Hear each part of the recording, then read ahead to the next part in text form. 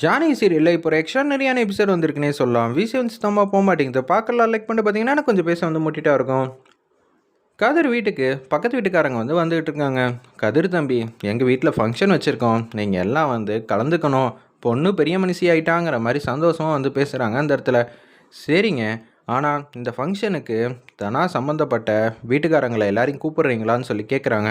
ஆமாம் தம்பி, அவங்கள கூப்பிடாம ஏதாவது நம்ம ஊரில் ஃபங்க்ஷன் வைக்க முடியுமா என்ன அப்படின்னு சொன்னோன்னே யோசிச்சுட்ருக்காங்க அந்த இடத்துல. நாங்கள் வரணுமான்னு தெரியலையே, அப்பா வந்தாங்கன்னா எங்களை பார்த்தாலே பிடிக்காது. நீ வேற, உங்கள் அப்பா உங்களை நினச்சி பெருமிதம் தான் பட்டுக்கிட்டு இருக்காரு. இப்படி ஒரு தங்கமான பொண்ணு நமக்கு கிடச்சிருக்கான்னு. தயவு செஞ்சு இந்த ஃபங்க்ஷனில் நீங்கள் கலந்துக்கணும். நீங்களும் என்னோட சொந்தக்காரன் தான் நினைக்கிறேன், பார்த்துக்கங்க அப்படின்னு சொல்லிட்டு அவங்க மட்டுங்க போகிறாங்க. என்னது நம்ம வந்தே ஆகணுங்கிற மாதிரி பக்கத்து வீட்டுக்காரங்க இப்படி சொல்லிட்டு இருக்காங்கன்னு சொல்லிட்டு இருக்கிறப்ப ரகுராம் வீட்டுக்கு வந்து அழைப்புதெல்லாம் கொடுக்குறாங்க. ஐயா ரகுராம், எங்கள் வீட்டில் ஒரு விசேஷம் வச்சுருக்கோம், நீங்கள் வந்து கட்டாயமாக கலந்துக்கணுங்கிற மாதிரி சொன்னோன்னே சரிங்கிற மாதிரி வராங்க அந்த இடத்துல. அச்சச்சோ, போகுதே போகுதே, 10 பவுன்னா சும்மாவா, இப்படியே வந்து அள்ளி கொடுக்குறாங்களே, இதெல்லாம் தேவையா? அவங்க யார் என்னன்னே தெரியாது, அவங்களுக்கெல்லாம் மொய்யா 10 பவுனா கொடுத்தா நம்ம எங்கிட்டு போகிறதுனே தெரியலங்கிற மாதிரி பத்மாவும் பார்வதியும் வந்து யோசிக்கிறாங்க அந்த இடத்துல. சொத்தெல்லாம் பிரித்து கொடுத்து அவங்க பங்கில் எவ்வளோ வேணாலும் அள்ளி கொடுக்கட்டும், ஆனால் நம்ம பங்குலையும் சேர்த்து தானே அள்ளி கொடுக்குறாங்கன்னு சொல்லி அவங்க 2 பேரும் யோசிச்சுட்ருக்காங்க. ஜானகி கிட்ட நம்ம எதுவும் பேச முடியாது அப்படின்னு சொல்லிட்டு இருக்கிறப்ப புவனேஸ்வரியும் வந்து கூப்பிட்றாங்க. அந்த வீட்டு விசேஷத்துக்கு வராங்க. அண்ணே, இதே மாதிரி தானே ரகுராமால் ஒரு வாட்டி ஏற்பாடு பண்ண முடியாமல் போயிடுச்சு, அப்போ நம்ம அசிங்கப்படுத்தணும், ஆனால் இப்போ எதுவுமே பண்ண முடியாது அப்படின்னு சொல்லிட்டு இருக்கிறப்ப அவங்க அண்ணன் பசுபதி வெளில வந்துட்டாங்க போல். எப்படியோ நீ வெளியில் வந்துட்டேன்னு அதை நினச்சி எனக்கு சந்தோஷம்தான். தயவு செஞ்சு இனிமேட்டாவது நம்ம கொஞ்சம் ஜாக்கிரதையாக இருக்கணும். நம்ம யார் எப்படிப்பட்டவங்க நல்லாவே தெரிஞ்சிருக்கு. அதெல்லாம் போகட்டுமா, கார்த்தி நம்ம கூட இருக்கான், இனிமேட்டு தைரியமாக நம்ம வந்து விளையாடலாம், பார்த்துக்கலாம் அப்படின்னு சொல்லி அவங்க கேவலமாக வந்து யோசிச்சுட்டு இருக்கிறப்ப ரகுராம் மாதம் வந்து வராங்க. நம்ம கதிரும் தனாவும் அப்படியே வந்துடுறாங்க. அவங்களும் 2 பேரும் ஒன்றா தான் வந்து ஜோடியாக வந்து என்ட்ரி வந்து கொடுக்குறாங்க. ரகுராமும் ஜானகியும் ஒரு பக்கம் வராங்க, இன்னொரு பக்கம் கதிரும் தனாவும் மாதம் வந்து கை கோத்துக்கிட்டு அப்படியே வராங்க. பார்த்தீங்களாங்க, கதிர் மனசில் தனா தான் இருக்காங்க, தனா மனசில் கதிர் தான் இருக்காங்க.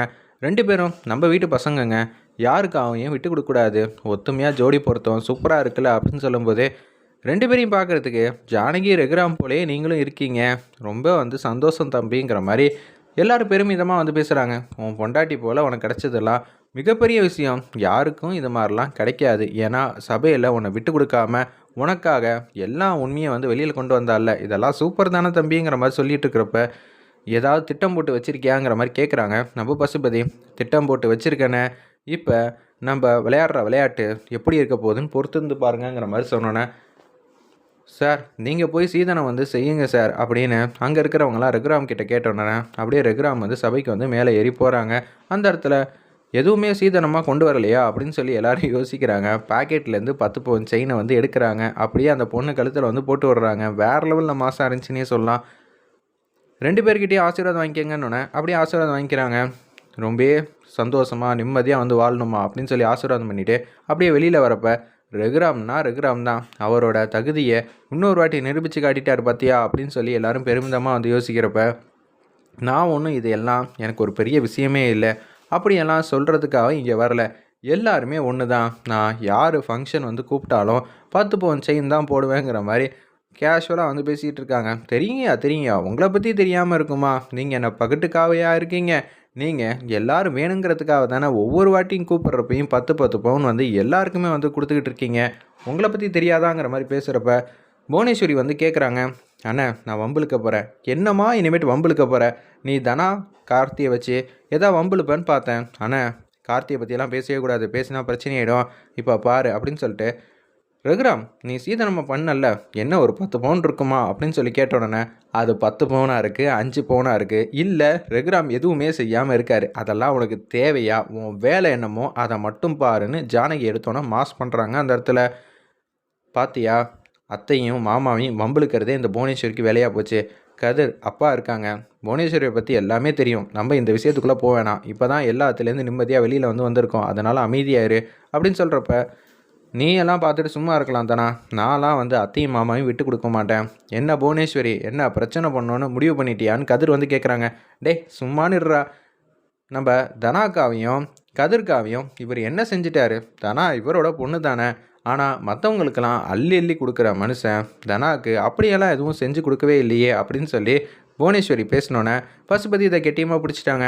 ஆமாம், சொத்து எல்லாம் இவர் பேரில் தான் இருக்கணும்னு ஆசைப்பட்றாரு, இவர் மட்டும்தான் வந்து ஆண்டு அனுபவிக்கணும்னு நினைக்கிறாரு போல், அதனால தான் யாருக்கும் வந்து எதுவும் கொடுக்காம இவரே வந்து வச்சுக்கணும்னு ஆசைப்பட்றாரு போல்.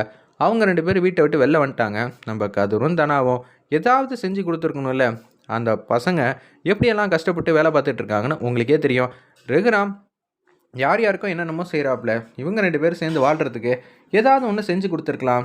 ஊருக்கு மட்டும்தான் இவர் எல்லாம் செய்வாப்புல, தன்னை எதிர்த்து நின்றுட்டா நிச்சயம் எதுவுமே செய்ய மாட்டாங்க அப்படின்னு சொல்லும்போது புவனேஸ்வரி வந்து பேசுகிறாங்க. இது அது மட்டும் இல்லைண்ணே, அவருக்கு கீழே இருக்கிற வரைக்கும் தான் அவங்க எல்லாமே பார்த்து பார்த்து செய்வாங்க, இல்லாட்டி செய்ய மாட்டாங்க, எல்லாம் தனக்கு மட்டும்தாங்கிற மாதிரி கூட பிறந்த சொந்தத்துக்கே அவங்க எதுவுமே கொடுக்காம தான் இத்தனை நாளாக வச்சிட்டு இருக்காங்கண்ணே அபாண்டமாக பேசினோன்னே நான் கேட்டேன்னா இல்லை நான் கேட்க சொன்னேன்னா உன்னை எங்கள் விஷயத்தில் பேச புவனேஸ்வரி நீ யார் முதல்ல, உன்னை பற்றி இருக்கிற விஷயம்லாம் நான் அடுக்கடுக்காக சொன்னேன்னா தேவையில்லாமல் பிரச்சனை தான் வரும், உன் வேலையை மட்டும் பாரு அப்படின்னு சொல்லிகிட்டு இருக்காங்க. நம்ம கதிர் வேறு லெவலில் மாசாக இருந்துச்சுன்னே சொல்லலாம் அந்த சீன்லாம். அப்போன்னு பார்த்து ஜானகி வா போகலாம், தேவையில்லாத வேலையே வச்சுக்கக்கூடாது, நம்ம இந்த ஃபங்க்ஷனுக்கு வந்தோம், நமக்காக யாரும் திட்டினாலும் பேச தேவையில்ல, யாரும் நமக்காக சப்போர்ட் பண்ணாலும் நான் மாற போகிறது இல்லை, நீ மாட்டுக்கு வான்னு சொல்லிட்டு அப்படியே ஜானகி ரகுராமன் கூட்டிகிட்டு அப்படியே மாதம் வந்து ஃபங்க்ஷனை முடிச்சுட்டு அப்படியே போயிட்டுருக்காங்க. ஐயா இப்படியெல்லாம் அவங்க பேசுவாங்கன்னு நினைக்கல, மன்னிச்சிருங்கயான்னு சொல்லி ஃபங்க்ஷன் நடத்தினவங்க வந்து பேசுகிறாங்க. அதெல்லாம் உங்கள் மேலெல்லாம் கோவம் இல்லை, சில பேருக்கு வந்து பிடிக்காது தான், 10ல் 11ஆவது ஒருத்தர் வித்தியாசமாக தானே இருப்பாங்க, அதனால் நம்ம எதையும் எடுத்துக்க வேணாம், நம்ம மாட்டை நம்ம வேலையை பார்க்கலான்னு சொல்லிட்டு ரகுராம் மட்டும் போகிறாங்க. செமையாக வந்து புவனேஸ்வரி வந்து கோவப்படுறாங்க. வெயிட் பண்ணி பார்ப்போம்.